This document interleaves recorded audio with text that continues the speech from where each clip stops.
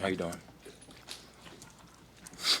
Coach, you lost Mosey from your room. I mean, how confident do you have to feel about what you had to kind of give up a guy that obviously was probably going to play for you at wide receiver? Yeah, absolutely. I mean, one, obviously we're all going to do what's best for the team. He has a chance to be a really, really special player.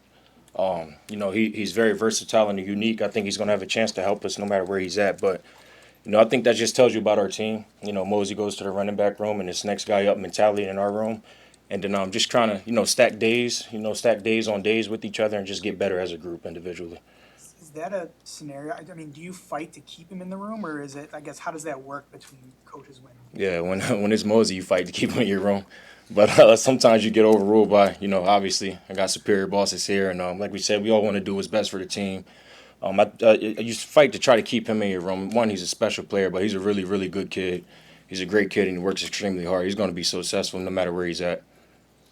Dana mentioned Quinn, Keelan, and Jeremiah as Yeah. guys who are helping push the competition. I guess your overview of how they've kind of helped the room. Yeah, well, just, extremely proud of those guys for just taking that next step from winter to spring to summer to now, especially, Quinn and Keelan, those guys being here last year and then just trying to ramp them up and get going. But, it's a hard process. They're still young, but they work extremely hard. So anytime you got some guys that work hard, they're going to develop at a faster level. But, they take the coaching, they work hard. Nobody's perfect. They come out here and try to get better every day. And I think, that's been great for Jeremiah as well because now he sees those guys, and Quinn's definitely a similar body type to him.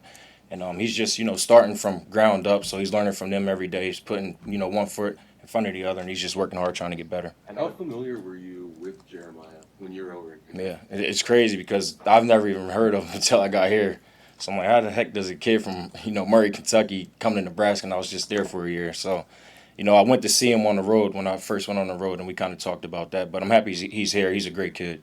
Did you have to fight to get him into your room? Because there was a bunch of positions he could have ended up. Yeah, absolutely. I think he's just a freak of nature athlete with his size and his speed and the way he moves around and he runs. Obviously, all you guys know Coach Rule. If he sees somebody that caliber, he's going to try to, put him everywhere that he can. But I'm happy that he's settling in the receiver room as of right now. I think he's a really good player. No matter where he ends up, he's going to help us. He's going to help us win.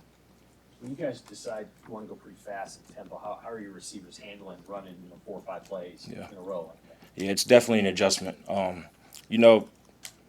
Coach Hogerson's pretty direct and demanding. He's hard on those guys at the receiver position. Obviously, he knows a lot about that position. He's coached it at the highest level. He's done it for a while, but it's been adjustment for our guys. But I think they're getting the hang of it. It's been a process every day. We work on tempo, attack period. So just getting those guys to change their mindset and to change their urgency as we go. Now, once we move forward, that should become the normal. So it should be like secondhand nature by the time we get going. What makes Dane Key a special player? Who he is as a person. I mean, he's a good player. He's been a 3-year starter in the SEC, but who he is as a person has really helped our room. We have so many young guys in that room, and just the way he carries himself. He's always in the building getting extra work. He's always taking care of his body.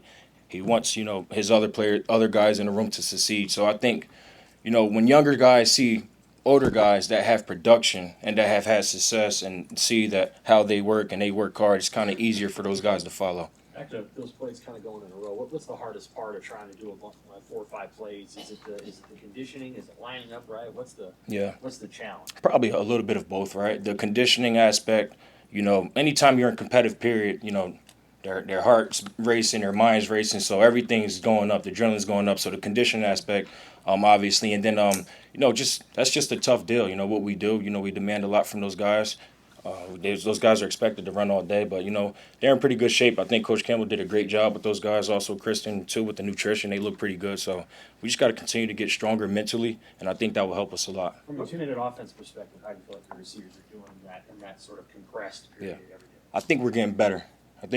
We're not where we need to be yet, but we're getting better. I think Coach Hogerson's really, really harping on 2-minute and the importance of it. Whether it's end of game situation, end of half situation, or we just want to go hurry up, just, harping on the urgency changing and just, getting our eyes to the sideline, things of that nature. So the more we do it, the more we'll get comfortable. You knew you had a good player in Ja'Cory when you got here, Mm-hmm. but since you got here, what have you seen him maybe take a step in? Yeah. mentally, he's just matured a lot. You know, obviously Ja'Cory was, you know, a good player last year. He played early as a freshman, so you know it's hard. You know, that next year when you play early as a freshman, because when you play, you're just playing on pure talent. You don't really know what you're doing yet. So now the spring, you know, he worked on a lot of technical stuff as far as technique within the position. And I think there were some growing pains in the spring for him there. So you can see kind of that frustration. But he's worked extremely hard over the summer. And I'll tell you what, he's playing pretty fast right now. I'm really happy with him. He's just got to continue to develop. He's still young. I think he's going to be just fine. When you say technical stuff, like what are we talking about? Technique at the receiver position, as far as, you know, top of the route mechanics, you know, press, line mechanics, just in and out of my breaks, stuff like that. Just small technique stuff. I mean, he was just so young, and when you get a guy like that, he's just so fast. So all he knows is boom, 100 miles per hour. So now it's like, you know, controlling your speed, you know, dropping your weight, playing with good pad level, playing with a good base, you know, catching with extension. So I think he's definitely trying to take the step in the right direction. How was this group against man coverage? I mean, I know that was an issue at times Mhm. last year where guys were getting the separation. Absolutely. on those throws. How have you guys worked on that this fall? Just trying to do a lot of more combative stuff, you know, whether that's with each other, with the DBs, or with us as a staff, as coaches, just trying to, you know, get in them face and get them uncomfortable as much as we can. You know, we play in a really good league, and we're going to play some pretty good teams, you know, starting off week 1. But just, you know, the thing with man is sometimes you're going to be open, sometimes you're going to be not, but we just want to get their mindset to just make the play regardless, if that makes sense. Want to make a lot of contested catches, which they're going to have to do at the next level anyway if they get a shot to go to God willing. Hunter and Bonner obviously have a unique physicality maybe among the receivers. How have you seen those guys develop here so far in training? Yeah, well, Bonner, I would say he's a unit. He's a big dude. Like, we run individual, we do our run drills, our stock block, and when he puts his hands on you, when you're holding the pad, it's a different feeling than everybody else. He's extremely strong, but he works hard. Like, if you told him, hey, we need you to go 10 plays straight, he'll do it. Yes, sir. I think he's starting to develop, you know, he's starting to get a hang of playing, you know, the receiver position. We use him at so many spots. He's really a utility football player. He's really good for us, but he's getting better at the receiver position. He's a great teammate, too. I really love having him in the room. And then Nazea, he looks pretty good right now. I think he does. He looks pretty good right now. But the biggest thing with Nazea is just getting him going every day. You know, he's still young, so just getting him going. He's really talented, so just trying to pull that out of him. Is he a guy that can go up and just make a lot of 50-50 plays? I hope so. He can do it. Does he have the ability to do it? Yes. Does he have the mindset? Yes. So, you know, I think with him is, you know, just the more opportunity, with the younger players, the more opportunities and chances that they can get, you know, especially in practice settings, that will help them out, you know, as we continue to move forward in the game settings and really slow it down for those guys. What do you think of the unit's run blocking so far, and how much are you able to train that? Yeah. So the biggest thing we only had pads on. We had uppers on yesterday, and then we put them on today. So we did a lot better today, I would say that. You know, just the biggest thing with the run blocking is we tell these guys it's just like special teams, it's effort in 1-2. So if we can just continue to harp that in their head and, you know, play for each other, you know, not only, you know, receiver room, but play for the backs, play for the quarterbacks, you know, blocking for the team, just do your job. So I think they're embracing that. I think they're willing to get better, obviously. You know, we all know how the receiver position is, but if you got a group of wideouts that are willing to block and be physical, that can really change the game and change, you know, our offensive dynamic. Anything else from Coach?